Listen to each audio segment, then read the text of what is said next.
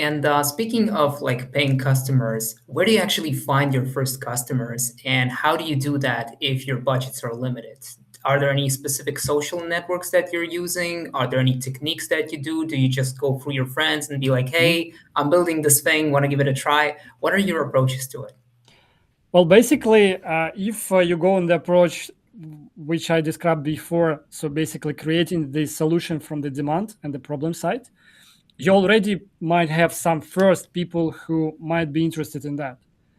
And these people might be your early birds or early customers because they told you the problem which need to be solved. Mhm. If we see and if we have the situation when, for example, you created a product but you do not know anyone who is willing to have it as a product, you have a couple of ways to do this. So first, to post on different platforms like Product Hunt or Reddit, because it's so active right now.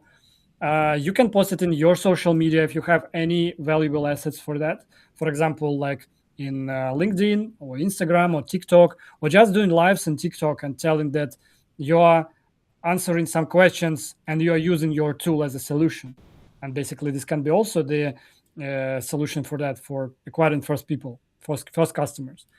If this doesn't help, the next part can be like outreaching strategies for like LinkedIn or uh, Twitter or X, or like Reddit in DMs, or like cold emails. They still work, don't worry.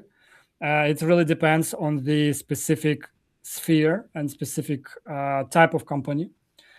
If you see that this doesn't work, probably you can either work with the content part. So basically, maybe search for the competitors and try to record the videos for you or for YouTube, for TikTok, for Instagram. And if you still see that um, there is no like demand for that, and there are no like competitors, my idea is quite unique. um, Probably I have bad news for you on this stage, because either you need to go back and reiterate and ask specific potential customers about this product, or you created something which unfortunately is not in demand for the market right now. Mhm. Okay. I want to have ask you a few questions regarding the operations side of a Yeah. business. The first one that I wanted to ask is, you mentioned customer acquisition costs. What other metrics do you track starting from the first day when you're building something new? First of all, is like the amount of money we invested in this thing, in the project in general, because this is the most crucial thing. You can have like perfect project, but if you invested like $1 million for that and you like earn so less, it's you are in trouble. So first um, is the budget, the amount of budget. Second of all is the return on investment. So basically, mm, how much, how fast would you recoup your money based on your like projections or first initial numbers. And we go down on the second part. So like second level is the amount of users you have, amount of paid users, the average subscription price, because if you have different tiers, it really depends on the specific type of the tier, right? Second of all, the customer acquisition cost. So how much money are you spending on acquiring the customer? And also, what is the LTV for the specific customer in general, in average? Because basically, if you see that the person spends like $200 on your website or for your product, but it costs you like $300 to acquire, you are not profitable and you need to reconsider your payment options. So the more data you have in this case, the more you can play with it. And I think these metrics are really important. And of course, the time frames, because it really depends on the affects the time to market. It affects to the next steps and paying wages, salaries to the teams, paying additional contractors for that. So you need to think about this as well. By the way, speaking of spending, like let's imagine you're a solopreneur that's starting Yeah, out a new business idea. yeah. Like, how much do you think you should spend per month when you're just starting out? And what would be the key areas to spend your money on? What do you think? I think the less is better. Ideally is like zero, but we are not in the ideal world. Why is that? Because basically there is this some gap, not gaps, but little trap in the creation of the product. Because the further you go, the more you understand that I need this feature and that feature and this one, and in this case you extend the budget, and psychologically the further you extend the budget, the less the more risky it becomes, and the more and more difficult to drop this, because you already invested so much time and money and effort and energy, and it's still really really hard, and you think maybe this one, maybe one more week, maybe 2 more weeks, maybe 1 more month, but you need to understand how much money you need to spend and put the limit on that. So because due to this right now AI features, etc., you can actually spend it less, like $200, like $500 for creating the project, the product, if you know for sure how to create it. So you're basically familiar with project management, product management, you know about some architecture, etc. If you do not know about that, probably you will spend 4 to 5 or maybe even 10 times more. Okay, 2K, 5K. But it is still less that you would spend if you offer and hire some contractors, because they will charge you like from 20 to 50K for this amount of work. So you can do this. But I would actually focus and recommend to spend the majority of the business money, the budget, for the marketing, or creating anything, any type of engine which can help you to create organic traffic, organic content on autopilot. Because basically, right now, the customer acquisition cost is so much damn high. And you need to consider that. And it will be higher in like in month or maybe in a year. We assume that.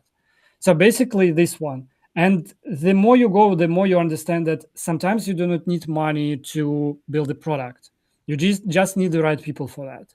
So what I mean by that, you can actually go with one of the projects. You know that Jade Rank. So basically, we um, collaborated. Actually, 1 or 2 weeks ago, we collaborated um, with the guys. They are Ukrainian startup, and they provide the lead gen services. They have the community of people like 500 in the Telegram. They have their tools and they have some kind of the team on their side. So we basically collaborated with them for free to promote our product for their community on 500 people. And they, like, we received a commitment from them that they will be the client. At the same time, they interested to promoting us, and they're interested in collaborating and creating some kind of the multiple product. We didn't spend anything on that. We just outreach them through LinkedIn. It didn't cost us like how much, $15 for LinkedIn Helper or something like that. We didn't use Sales Navigator for that at all. So basically, this is what I mean by just understanding how to do this right. You can actually go to different projects or partners and just collaborate with them. You can participate and negotiate the commission-based sales reps for your project. You can negotiate, for example, some different terms with the bloggers to be representative of your game or brand, because you can go, for example, to a person who has 10, 20, 50, or 100,000 subscribers and tell, hey, would you be interested to be ambassador for my brand? I will give you the revenue share, like 30%, if you bring me a lot of audience. And in some cases, these people will agree, because basically, if you can negotiate the specific terms with the low tier blogger, like for 10 or 15,000 subscribers, it's not so much right now. Everyone is rushing to like thousands or millions of subscribers, and no one is talking to like 2 to 5,000, right? But these people would like also to earn some money or be like representative of some brands, etc. And they might be interested in your game or your product, etc. So you can partner with them for free if you have the right skills and if you find the right people for that. So it's Hmm. not all the time for the money for when you're building the product. And where do you look for these people? First of all, acquaintances, the network, because due to the a lot of like experience and meeting different business owners, I guess like last year I reviewed like 300 or 400 businesses, and I spent approximately quite a lot of time on doing that. I meet, I think, more than like 200 to maybe 300 people and different business owners. So you just network with people, and you still think that, hey, this person might be valuable for this one, and I can bring this value to him or her. This is interesting for that one, etc. So just build network. Second of all, it's just outreaching. So basically, I was actually fascinated how Reddit is working right now because basically you can post almost anything on Reddit and you can receive a lot of DMs and you can just go there and just network with people and say, hey, I'm interested in partnering, collaborating, I'm an investor, or maybe I'm a startup owner. Let's do something together. And people are open to that. So you don't need any money for that. You receive organic views, organic like comments, etc. And these are real people. So outreaching in LinkedIn as well. So you can outreach people and say, hey, could you please spend 5 minutes with me or maybe 15 minutes on a call? I just want to ask questions. And by doing that, you can actually build some report for that. So, and acquaintances of acquaintances as well. So basically asking your friends, do you have any people who might be interested in that? And usually they do. And this is how this works.